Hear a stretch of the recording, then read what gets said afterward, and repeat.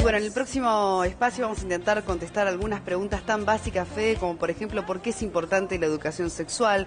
¿Qué debe hablarse en familia y cómo debemos hacerlo? ¿Cómo y hasta dónde puede desarrollarse la sexualidad de un niño, de una niña o de un adolescente con discapacidad? Y también, ¿cómo podemos manejar los papás y las mamás las situaciones incómodas? Y también enseñarles a cuidar la intimidad y el respeto por su propio cuerpo. Todo eso es ambicioso, este libro. Claro, las respuestas están en el libro, ¿no? Que está al alcance de todos los padres, pero aquí procuremos que las brinden los invitados, que ya estaremos presentando entonces a partir de este momento. Nos acompaña Graciela Almirón, que es directora de la Dirección Sectorial de Planificación de Codicen, muy bienvenidas, y el autor del libro, Sergio Meresman, también muy bienvenidos, y bueno, ambos felicitaciones por el trabajo, por la iniciativa, por la inquietud de presentar material de estas características, ¿no? ¿Cómo surge en conjunto, digamos, esta idea de planificar, además, un material bien claro, bien didáctico, muy bien estructurado, ¿no? En las edades, según también de los hijos, el tipo de planteos y de respuestas, según la edad también de cada uno de ellos? ¿Cómo nace la inquietud, digamos? Bueno, para la ANEP, la educación sexual es una política educativa. Es una política educativa y lo contesta hasta el título del libro, ¿verdad? Que dice, es parte de la vida. Formarnos en la sexualidad es parte de nuestra vida y por lo tanto no puede estar fuera de las aulas y más en las aulas de la ANEP, a la que asisten los niños desde los 3, 4 añitos hasta la educación media superior. Nada más ni nada menos que la educación que es considerada en este país como todo el tramo obligatorio. Por lo tanto, surge en el marco de las actividades del programa de educación sexual, que en el marco de nuestra dirección está allí ubicado, y entre las acciones que nosotros creemos que se deben concretar para hacer llegar esto de la educación sexual, que en otros tiempos ha estado tan rodeado de tanto misterio, de tanta lejanía, de tanto, bueno, ¿será posible? ¿No lo será? Y mucho sin tabú, embargo, ¿cómo? Un tema tabú. Un tema casi tabú. Pero hace más de 10 años que el programa de educación sexual viene trabajando en los temas que refieren a la sexualidad y a su presencia en el marco de la formación integral de nuestros alumnos, porque es parte de la vida y porque además los tiempos cambian. La historia es dinámica, estamos en un Uruguay diferente, día a día, hasta desde el punto de vista de la normativa, nos está interpelando permanentemente en la educación a pensar temas como este de distinta manera. Claro. Temas como este que están planteados, porque el autor tuvo la habilidad, además, y el talento, bueno, no solo de hacerlo muy ameno, didáctico, lúdico, sino además con un lenguaje que es aplicable a niños de primer año a sexto de escuela. Sí, nosotros hicimos un trabajo como de mucha colaboración con el liderazgo de ANEP y con organizaciones vinculadas a la salud, a la infancia, a los derechos de las personas con discapacidad, para encontrar la manera de traducir, digamos, algo que tiene que ver con recursos y contenidos que pensamos que son útiles para las familias, porque el libro está dirigido a familias, a mamás, papás, a veces abuelos, tíos que tienen un niño con discapacidad en la familia, para darles a ellos algunos contenidos, algunas recomendaciones que los ayuden en la conversación sobre este tema con los niños. Y traducir eso a, primero, algo que esté un poco, digamos, que vaya más allá de los tabúes, de los estereotipos que tenemos. La cuestión de la infancia con discapacidad acumula, digamos, todos las prohibiciones, porque los tabúes son prohibiciones, ¿no?, que tienen que ver con la sexualidad y también los que tienen que ver con la posibilidad de un niño con discapacidad de desarrollarse plenamente. Entonces, llevar contenidos en un lenguaje y de una manera que sean accesibles, que sean sencillos de entender y que den sobre todo un mensaje positivo. En el libro, ustedes lo habrán visto en las ilustraciones, que son de Denise Torena, hay un trabajo como muy esforzado para escapar un poco de esa especie como de preocupación que acompaña muchas veces la forma en que percibimos la discapacidad, dar un mensaje vital y de posibilidades. Además parten de algo que es absolutamente real. Todos queremos amor, todos queremos recibir afecto y cariño. No importa si nuestra discapacidad es visual, auditiva, física, de una u otra forma. Es decir, el amor y el cuerpo como vehículo, ¿no? De ese cariño y de ese afecto. Si nos vamos al contenido, por ejemplo, ¿qué tipo de material van a encontrar los padres, por ejemplo, que se acerquen al libro? Sí. Preguntas, por ejemplo, ¿desde qué lugar? Está bien que hablas del amor, porque uno cuando dice educación sexual la gente enseguida piensa en relaciones sexuales, y lo que está, digamos, como contenido en este material tiene todo que ver con los sentimientos, con la afectividad, con las maneras en que las personas se relacionan con la imagen que tienen de sí mismo, con las cuestiones de género, cómo nos relacionamos los varones con las mujeres, los varones con los varones. Me parece que la cuestión de los contenidos va por ahí, por naturalizar la posibilidad de preguntar. El libro por ahí no tiene tantas respuestas, porque justamente una de las cosas que vimos es que más que dar una respuesta, a veces es importante sostener la conversación con un niño. Un niño hace una pregunta y a veces mejor que contestarla es un poco engancharse en la conversación, ¿no? De por qué esa pregunta, por qué la pregunta en ese momento, qué cosas están pasando. Sí, hasta preguntarle a él o a ella qué siente con respecto a eso, ¿no? Sí. Hay un tema que es interesante, recién lo planteaban, está dirigido a padres, madres, tíos, abuelos, en fin, pero también a docentes, ¿no? A maestros, a maestras, que tal vez son los que generan el ámbito como para que un niño con cierta discapacidad y que no encuentra el espacio adecuado en su casa como para plantear sus inquietudes, lo haga con alguien de su confianza, que puede ser la maestra, ¿no? Hasta el desembarco de este libro, ¿había capacitación para los docentes, las maestras, de abordar estos temas con niños con alguna discapacidad? Bueno, es preocupación de la ANEP todo lo que significa mantener permanentemente activa la reflexión en torno a estas temáticas, y eso implica concretar en jornadas de capacitación, armado de mesas de reflexión, producción de materiales concretos, trabajos a la interna de las instituciones. Y es cierto lo que tú dices, muchas veces un niño, un adolescente se acerca a un referente adulto en la institución en quien confía mucho y plantea alguna cuestión vinculada a alguna inquietud referida a la sexualidad. Y este libro tiene temáticas que yo diría que las podemos leer todos, no necesariamente y no en exclusividad aquellos que estamos en contacto con jóvenes, adolescentes o niños con alguna discapacidad.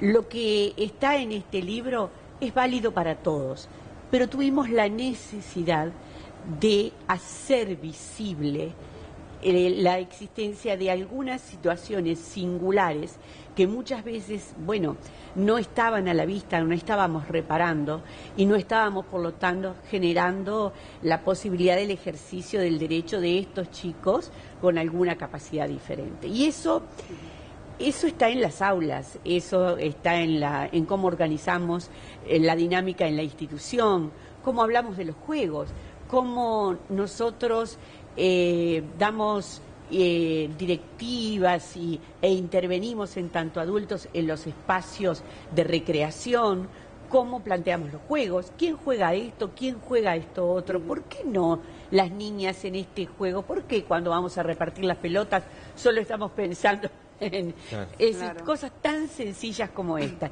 Y cómo un niño que tiene una capacidad diferente también puede incluirse, si todos pensamos en eso y pensamos en un espacio para él, en los juegos y en la dinámica de toda la institución. Y ni qué hablar la familia, ¿no? Este libro, como dice, está pensado para compartir en familia. Y esto viene de la mano de una concepción del hecho educativo como un hecho que nosotros compartimos con la familia desde distintos lugares. Los docentes como docentes, los técnicos interdisciplinarios en tanto ellos, otros actores adultos de la institución desde su lugar, pero la familia devolviéndole nosotros y restituyéndole a la familia la posibilidad de hacer y mucho en todas estas Es que temáticas. tenemos gran responsabilidad, ¿no? Porque a veces uno observando a los niños, ellos son tanto más espontáneos, ¿no? Somos los adultos que después marcamos esos estereotipos. Entonces al varón le sacamos la muñeca, a la nena le sacamos, ¿no? Son nuestros propios prejuicios. Hemos evolucionado, porque tanto han evolucionado las leyes, en ese sentido. Pero ¿cómo visualizan ustedes a los uruguayos a la hora de la crianza con respecto al tema de la educación sexual, a los estereotipos de género, al naturalizar, ¿no?, esta situación? Hace una semana tuvimos la presentación del libro, la presentación oficial con las autoridades, con algunos especialistas, y ahí surgió como una conversación respecto de cuánto tarda en cambiar un paradigma. Es decir, vos cambiás las leyes, cambiás los contenidos educativos. ¿Cuánto tarda eso en reflejarse en la manera de pensar de las personas o en las actitudes? Y uno de los compañeros, de los profesionales que estuvo, traía el ejemplo de la cuestión del maltrato infantil en los países nórdicos. Ellos cambiaron el marco legal en los 30, cambiaron la educación respecto del maltrato infantil en los 50, y hoy vos, digamos, le das un chirlo a un niño en la calle en Suecia e inmediatamente vas a ver lo que pasa. Ahora, eso no pasó cuando se cambió el marco legal, ni pasó cuando se cambió la educación, eso pasó, es un proceso de cambio cultural que hay que trabajar, hay que seguir trabajándolo alrededor de la cultura. Yo creo que un poco estamos acá trayendo, son pasos súper decisivos, porque si no tenés el marco legal, si no tenés la formación docente, si no trabajás con las familias, no llegás. Pero aún haciendo todas esas cosas hay un proceso y hay un tiempo que es de la cultura de las personas. Pero además también incorporar herramientas es útil para todos. Yo soy padre de 2 niñas y el criarlas es un constante aprendizaje. Pero se me ocurre también con alguna dificultad extra cuando se trata de un niño con cierta discapacidad. Recuerdo algunos casos que conozco de que, bueno, la madre siempre está en una etapa de mucha violencia, de irascible. Y después, bueno, hablando con psicólogos y con gente del lugar donde iba el niño, la escuela decía, bueno, pasa que está sintiendo un montón de cosas que lo frustran, y todo apuntaba también a la sexualidad. Se sabía diferente y sabía que ciertas cosas no iba a poder disfrutar. Capaz que hay muchas respuestas también acá para padres que están necesitando o están pidiendo a gritos un SOS, ¿no? Claro que sí. Tú dijiste algo bien importante y es escuchar.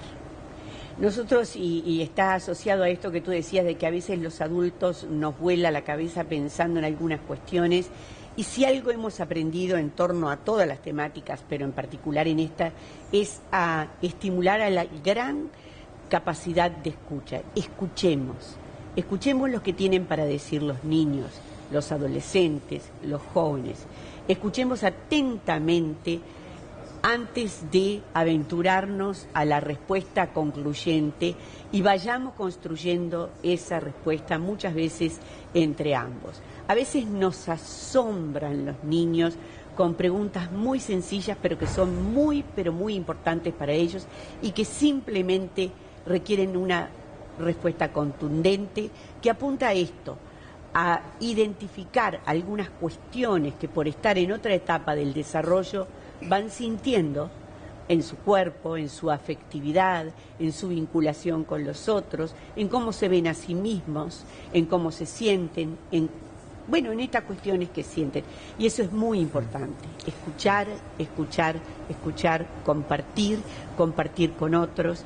Y el libro tiene posibilidades de ir recorriendo. Tiene esta sección que a mí me encanta, que es la que dice, a veces se cree que, ¿no?, con todos los tabús, como decíamos al comienzo, todas las ideas erróneas, desde pensar, por ejemplo, que las personas con discapacidad no pueden tener sexo, y la respuesta que está, y sin embargo, donde da un marco de información a cada uno de estos, quizás, ideas preconcebidas que uno tiene también sobre la discapacidad y que sin embargo tienen una respuesta bien distinta a la que creemos. Así que muy didáctico, divertidísimo el libro, es como para entretenerse, digamos, con cada una de las secciones. ¿Sabés que una de las cosas que ocurre con la cuestión de los niños con discapacidad es que por el temor queda como olvidado, digamos, como que olvidada la posibilidad de preguntar, la posibilidad de explorar, la posibilidad de mostrar algunas cosas, o queda recluido a un territorio que pareciera que no pudiera ser, digamos, parte de la escuela o parte de la conversación de las familias. Y el libro justamente lo primero, digamos, que trata de plantear es el permiso para que estos niños también puedan expresar sus temores, sus fantasías, sus gustos en relación a la sensualidad, en relación a la relación que tiene a los vínculos, ¿no? Y algo muy importante también es el síndrome Down, que está abordado en el libro, incluso el caso de una mamá con síndrome Down, también la experiencia desde ese lugar, desde esa familia, ¿no? También es algo a resaltar. Muchísimas gracias. Sí. No, yo quería antes de irnos contarles, porque me parece que Uruguay merece saber que este libro ha trascendido fronteras. Hubo un tiraje en la Argentina, estimulado por el Ministerio de Educación y otras organizaciones, de 50.000 ejemplares que se están distribuyendo y se están usando en las aulas en ese país. UNICEF, por su lado, está realizando la traducción al inglés para que también llegue a otras poblaciones que hablan esa lengua, porque considera que es muy importante que este libro siga sembrando y siga poniéndose en manos de quienes son realmente sus dueños, sus destinatarios, que son los niños, los adolescentes, los jóvenes, los adultos que los acompañan en su crecimiento. Muchísimas gracias. Muy interesante. Muchas gracias, Sergio, Graciela, por el aporte.